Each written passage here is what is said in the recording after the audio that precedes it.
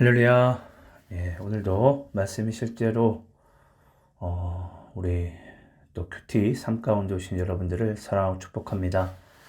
자, 오늘은 우리가 또 우리 비전 트립 일정에 맞춰서 우리 또 교회 전체가 또 예레미야 말씀을 또 잠시 며칠 동안 또 함께 다루겠는데요. 또 우리가 갑자기 말씀이 이렇게 바뀌어도 또 말씀이 하나님이시기에 우리가 또 믿는 믿음 가운데 우리가 말씀을 또 함께 묵상하고 은혜 받기를 소망합니다. 자, 오늘 말씀은 예레미야서 18장 1절부터 12절까지의 말씀, 너희가 내 손에 있느니라 라는 말씀을 가지고 함께 은혜 받겠습니다. 자, 1절의 말씀입니다. 자, 1절부터 12절까지 읽어보겠습니다. 여호와께로부터 예레미야에게 임한 말씀에 이르시되 너는 일어나 토기장의 집으로 내려가라. 내가 거기에서 내 말을 내게 들려주리라 하시기로 내가 토기장의 집으로 내려가서 본즉 그가 농로로 일을 하는데 진흙으로 만든 그릇이 토기장의 손에서 터짐에 그가 그것으로 자기 의견에 좋은 대로 다른 그릇을 만들더라. 그때 여호와의 말씀이 내게 임하니라 이르시되 여호와의 말씀이니라 이스라엘 족속아 이 토기장이가 하는 것 같이 내가 능히 너희에게 행하지 못하겠느냐. 이스라엘 족속아 진흙이 토기장이의 손에 있음같이 너희가 내 손에 있느니라. 내가 어느 민족이나 국가를 뽑거나 부수거나 멸하려 할 때에 만일 내가 말한 그 민족이 그의 악에서 돌이키면 내가 그에게 내리기로 생각하였던 재앙에 대하여 뜻을 돌이키겠고 내가 어느 민족이나 국가를 건설하거나 심으려 할 때에 만일 그들이 나 보기에 악한 것을 행하여 내 목소리를 청종하지 아니하면 내가 그에게 유익하게 하리라고 한 복에 대하여 뜻을 돌이키리라. 그러므로 이제 너는 유다 사람들과 예루살렘 주민들에게 말하여 이르기를 여호와의 말씀에 보라 내가 너희에게 재앙을 내리며 계책을 세워 너희를 치려하노니 너희는 각기 악한 길에서 돌이키며 너희의 길과 행위를 아름답게 하라 하셨다 하라. 그러나 그들이 말하기를 이는 헛되니 우리는 우리의 계획대로 행하며 우리는 각기 악한 마음이 완악한 대로 행하리라 하느니라.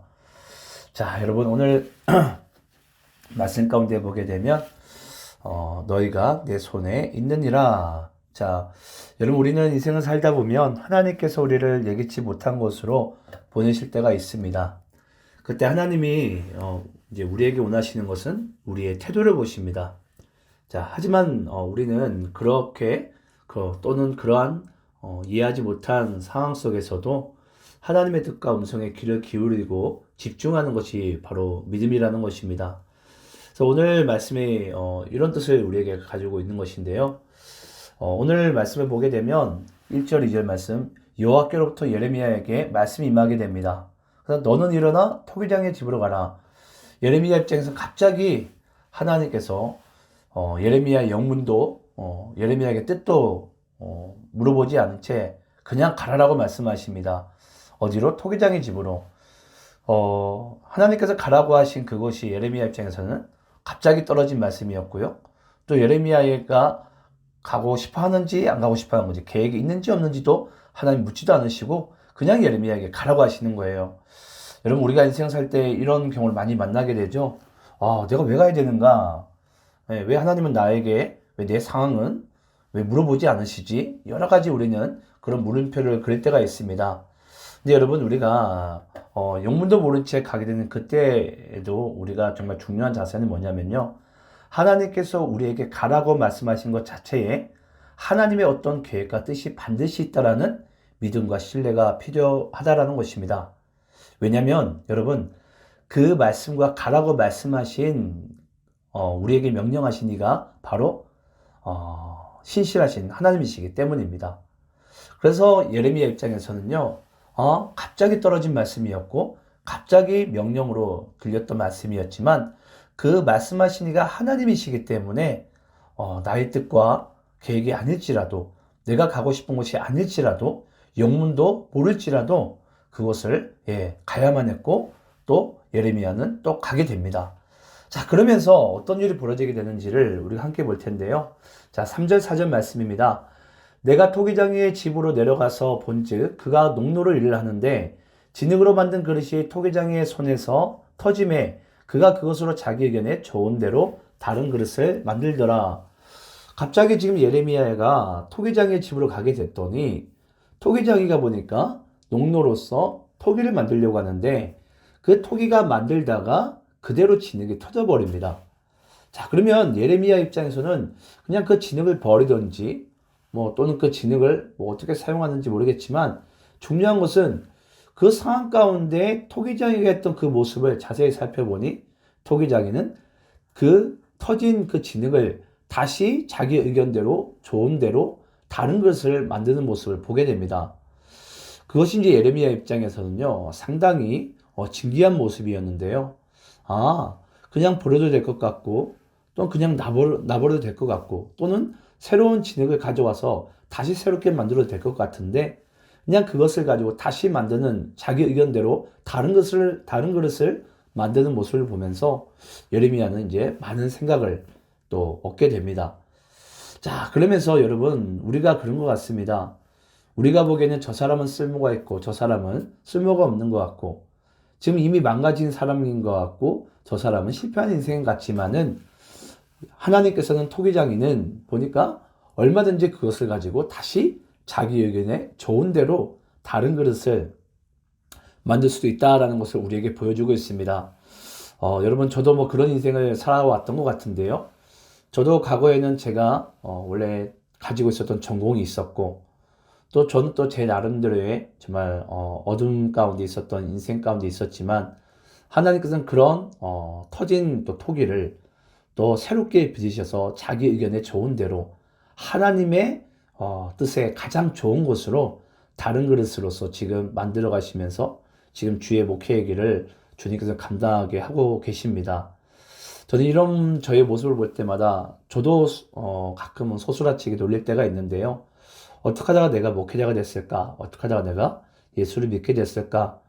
여러분, 때로는 우리가 인생 가운데 실패를 할지라도 좌절할지라도 또는 내 인생이 여기 등장한 진흙처럼 터진다고 할지라도 하나님께서는 다시 그것을 버리지 않으시고 자기 의견에 좋은 대로 가장 좋은 것으로 다른 그릇을 만드시니가 하나님이시고 쓸모있는 인생으로 만드시니가 바로 하나님임을 우리는 반드시 잊지 말아야 될 줄 믿습니다.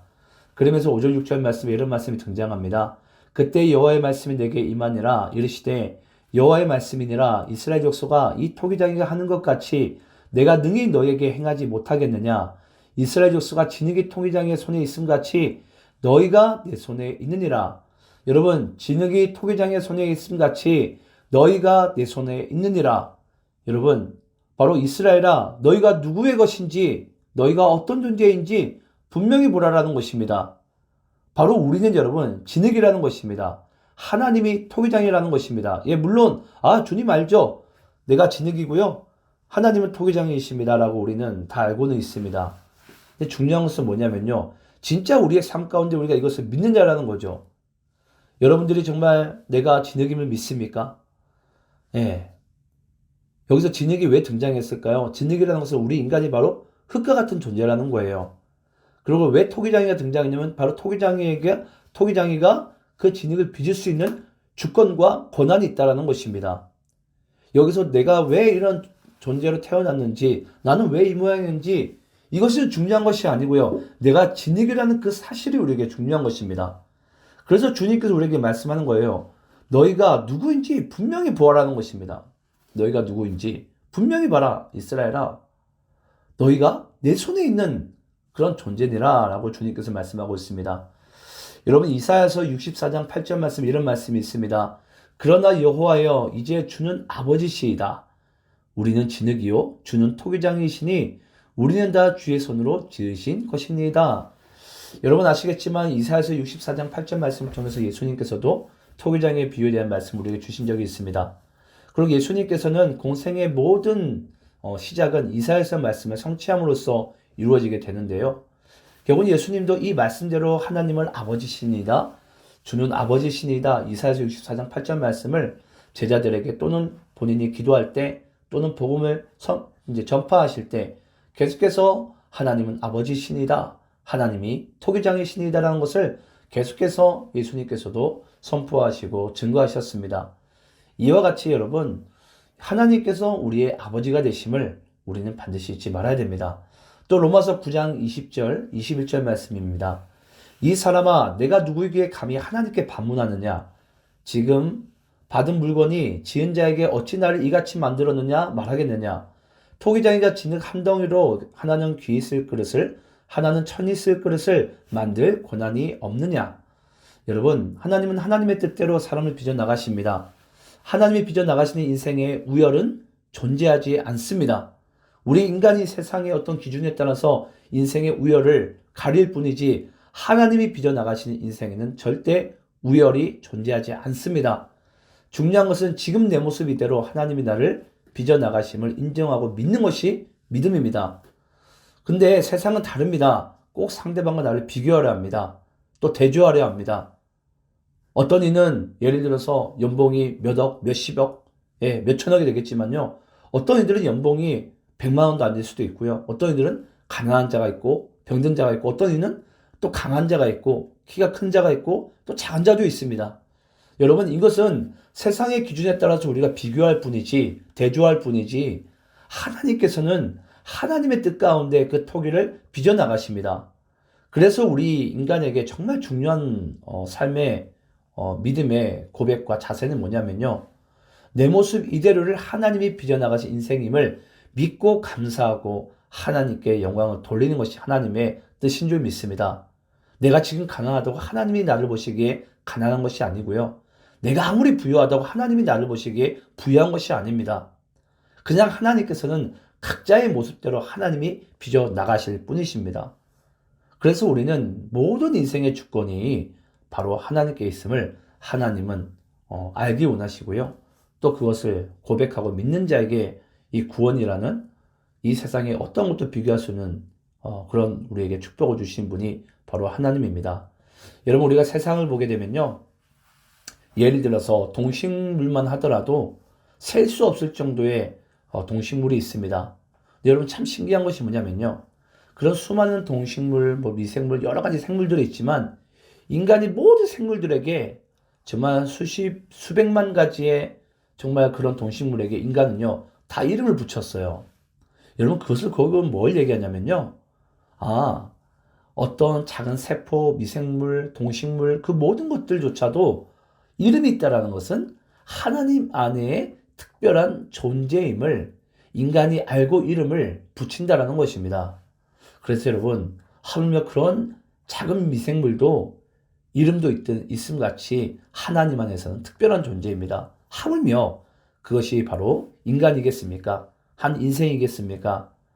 하나님께서는 한 인생 가운데 한 인간에게 정말 얼마나 특별한 존재임을 또 하나님께 소중한 존재임을 하나님은 우리 인간이 다른 피조물들에게 이름을 붙이는 걸 통해서 우리 인간에게 가장 먼저 알게 하시는 분이신 줄을 믿습니다.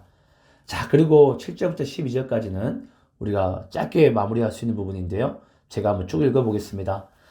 내가 어느 민족이나 국가를 뽑거나 부수거나 멸하라 할 때에 만일 내가 말한 그 민족이 그의 악에서 돌이키면 내가 그에게 내리기로 생각하였던 재앙에 대하여 뜻을 돌이키겠고 내가 어느 민족이나 국가를 건설하거나 심으려 할 때에 만일 그들이 나보기에 악한 것을 행하여 내 목소리를 청종하지 아니하면 내가 그에게 유익하게 하리라고 한 복에 대하여 뜻을 돌이키리라.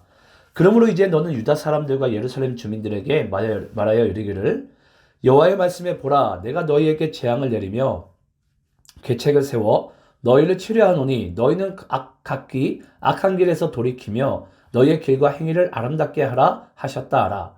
그러나 그들이 말하기를 이는 헛되니 우리는 우리의 계획대로 행하며 우리는 각기 악한 마음이 완악한 대로 행하리라 하느니라. 여러분, 7절부터 12절까지의 말씀은요. 자, 그러면 악한 길은 무엇인지, 악은 무엇인지, 또 하나님께서 우리에게 또 말씀하시는 또 생명은 또 무엇인지, 여러분, 악은 무엇이냐면요. 우리가 우리의 마음대로 살아가는 것이 바로 악의 시작이고 악입니다. 그럼 당연히 우리가 우리의 인생이 악에서 돌이키기 원한다면 10절의 말씀처럼 우리가 하나님의 말씀에 청종하고 우리가 하나님의 뜻대로 행하는 것이 바로 하나님께서 말씀하시는 생명의 길이고 하나님께서 우리에게 원하시는 축복의 길인 줄을 믿습니다. 그래서 우리가 오늘 이 하루를 살아갈 때에도 하나님 말씀에 우리가 귀를 기울이고 또 우리가 악에서 떠나 나의 계획과 나의 뜻에서 떠나 우리가 하나님의 말씀에 귀를 기울이고 그분이 토기장임을 주권이 있음을 우리가 믿고 그 생명의 축복으로 걸어가는 그런 삶 가운데 살아가게 될 때에 이 하루 가운데도 우리 인생의 토기장이 되신 하나님의 놀라운 계획과 뜻이 우리의 삶 가운데 이루어지게 될 줄을 믿습니다. 저는 그렇게 살아가는 우리 모두가 되기를 간절히 축원합니다.